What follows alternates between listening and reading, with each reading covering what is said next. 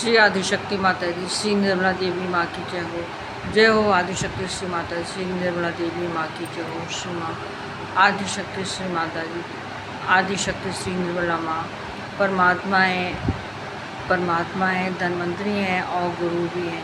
हम श्री आदिशक्ति श्री निर्मला माता जी के सामने घी का दिया जलाते हैं, तेल का दिया जला सकते हैं, कुछ ना हो तो हम मोमबत्ती भी जला सकते हैं और उनके सामने बैठकर अपने दोनों हाथों को खोलकर हम माँ से प्रार्थना करते हैं, अपने कुशल क्षेम की प्रार्थना करते हैं, अपनी बीमारियों की प्रार्थना करते हैं, अपनी सभी समस्याओं की प्रार्थना करते हैं।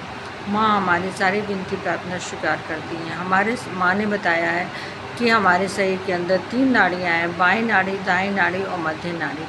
बाएं नाड़ी, दाएं नाड़ी और मध्य नाड़ी पर हमारे 7 चक्र हैं। पहला चक्र जब हम ज़मीन में बैठते हैं, जो हिस्सा हमारे शरीर में लगता है वो हमारा मूलाधार चक्र है। दूसरा पेट और जांघ का जोड़ हमारा स्वादिष्ठान चक्र, नाभि हमारा नाभि चक्र है, हृदय हमारा हृदय चक्र और गला हमारा विशुद्धि चक्र है। माथा हमारा आज्ञा चक्र है और सहस्त्रार तालु भाग हमारा सहस्त्रार्थ है। इस प्रकार से ये 7 चक्र हमारे तीनों नाड़ियों पर हैं। जब हमारी कोई नाड़ी खराब होती है तो भी हमें बीमारी पैदा होती है, या फिर हमारे कोई चक्र खराब होते हैं तो उससे भी हमें कई प्रकार की बीमारी पैदा होती है, जिसके बारे में हमको पता नहीं होता है।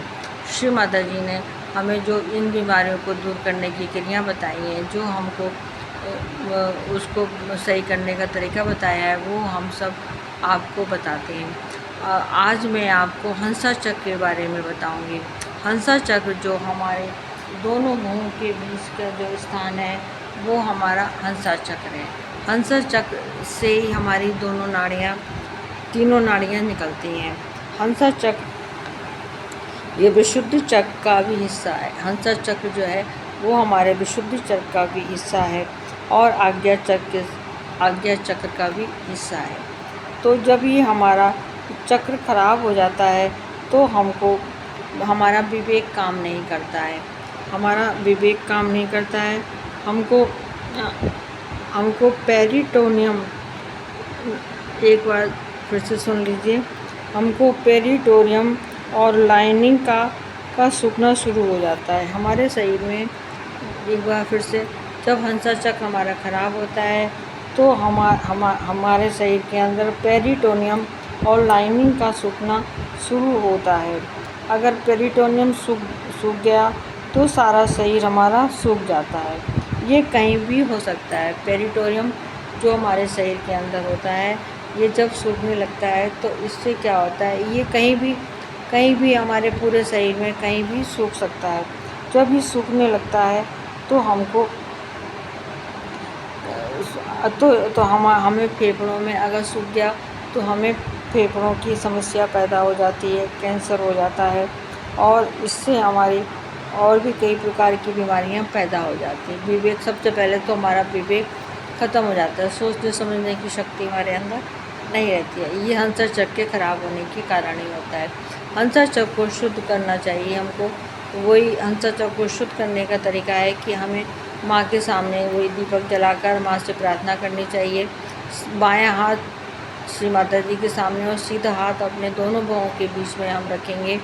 ये हमारा हंसा चक्र है और माँ से प्रार्थना करेंगे, हे श्री माता जी, हे श्री आदिशक्ति माता जी, हे परमात्मा, आप मेरे हंसा चक्र को शुद्ध कर दीजिए। मेरे हंसा चक्र की जो बाधा है, जो परेशानी है, उसको दूर कर दीजिए। और हमको नाक में घी डालना चाहिए। आई ड्रॉप जो आते हैं उसको आप जो है देसी घी, अगर गाय का घी मिल जाए तो ज़्यादा बढ़िया है, और नहीं तो देसी घी आप लें घर का बना हुआ और उसमें आप भर लें। उसको भरने के बाद में जब आप नाक में डालें तो वो 1 बूंद ही हमको नाक में डालना है। तो उसको गर्म पानी में उसको ड्रॉपर को डाल दें ताकि वो पिघल जाएगा घी, तो उसके अंदर पानी भी नहीं भरेगा और जो है वो पिघल भी जाएगा। फिर जब आप रात में सोते हैं तो आप थोड़ा सा गर्दन को टेढ़ा करके एक एक बूंद दोनों नाक के नथनों में डालें और उसके बाद में आप कॉफ़ी या चाय पी लें। तो उसको और हमको सूखा खाना नहीं खाना चाहिए। जैसे हम लोग कभी खाली सूखी रोटी खा लेते हैं, सूखी सब्ज़ी से रोटी खा ली, और हमें तरल पदार्थ ज़्यादा खाने चाहिए। और अगर आप घी नहीं डाल सकते तो आपको मक्खन का प्रयोग करना चाहिए।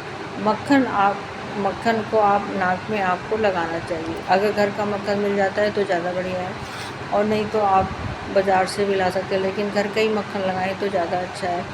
और गले में भी आप विशुद्धि चक जो है हमारा, इसमें भी आप घी या मक्खन लगा सकते हैं। इससे भी हमारा अंतरचक शुद्ध हो जाता है। और हमको क्षमा करना चाहिए। क्षमा करना सबसे बड़ा काम है। माँ कहती हैं हमको सबको क्षमा कर देना चाहिए, क्योंकि ये आंसर चक्र जो है आज्ञा चक्र से संबंध रखता है। आज्ञा चक्र जो है वो हमारे क्षमा करने का चक्र है, क्षमाशीलता प्रदान करता है आज्ञा चक्र। तो हमको सबको क्षमा कर देना चाहिए, क्षमा करना चाहिए। और ज़्यादा मोबाइल कंप्यूटर नहीं चलाना चाहिए, टीवी ज़्यादा नहीं देखना चाहिए। और हमको, और जो इधर उधर के जो गुरु होते हैं उनके पास भी हमको, जो गलत गुरु होते हैं, जो अच्छे गुरु होते हैं उनकी बात अलग है, लेकिन कुछ लोग बने हुए गुरु होते हैं तो उनके पास भी हमको नहीं जाना चाहिए। इससे भी हमारा अंतर चक्र खराब हो जाता है। तो इस प्रकार जब हम घी लगाएंगे, मक्खन लगाएंगे तो हमारा अंतर चक्र शुद्ध हो जाएगा। आज मैं इतना ही आपको बताऊंगी। जो भी बहन भाई हमारा वीडियो पहली बार देख रहे हैं वो सब्सक्राइब जरूर करें, और जो लोग लगातार हमारा वीडियो देख रहे हैं वो लाइक करें, शेयर करें और कमेंट्स भी करें। जो भी चीज़ समझ में नहीं आती है वो मुझको कमेंट्स करके पूछ सकते हैं। मुझे अपना फ़ोन नंबर आप दे सकते हैं ताकि मैं आपसे बात कर सकूं। आपके उसी नंबर पे मैं फ़ोन मिला के आपसे बात करूँगी। रात के 10 बजे बात करती हूँ, तो रात के 10 बजे मैं आपके उसी फ़ोन नंबर पे बात करूँगी। जो भी आपकी समस्या है, जो आप नहीं कर पा रहे हैं या जो समझ में नहीं आ रहा है, तो मैं उसको और अच्छे से बताने की कोशिश करूँगी, जो श्री आदिशक्ति श्री निर्मला माता ने हमको बताया है। और जो भी आपकी समस्या है, जो भी परेशानी है, वो आप इसको मुझे बताएं, और मैं जितना हो सकेगा उतने आपकी समस्या का समाधान करने की कोशिश करूँगी। फिलहाल चक्रों को आप अवश्य शुद्ध करें। माँ ने हमें ये बहुत अच्छी बात बताई है कि ये हमारी अंदर की बीमारियों को दूर होती है। चक्रों को शुद्ध करने से हमारी अंदर की बीमारी दूर होती है, और जब बीमारी दूर हो जाती है तो फिर दोबारा ये नहीं होती, क्योंकि हमारे चक्र शुद्ध हो जाते हैं। और क्योंकि अगर हम एलोपैथिक दवा खाएं, कोई भी हम दवा खाते हैं तो हमारी बीमारी दब जाती है, सही नहीं होती है, ख़त्म नहीं होती है। लेकिन श्री आदिशक्ति श्री निर्मला माता ने सहयोग हमको जो प्रदान करा है, सहयोग में जो हमको बताया है, उस क्रियाओं को करने से हमारी बीमारी एकदम ख़त्म हो जाती है। इसलिए आप सभी लोग, जो लोग मेरा ये वीडियो देखते हैं, वे दोनों चीज़ें करें, सहयोग भी करें और अपने चक्रों को शुद्ध करें। दूसरे नंबर पर जो धन्वंतरी माँ आदिशक्ति श्री निर्मला माता ने जो खाने पीने का तरीका बताया है उसको भी अवश्य करें, तभी आपको जल्दी फ़ायदा होएगा।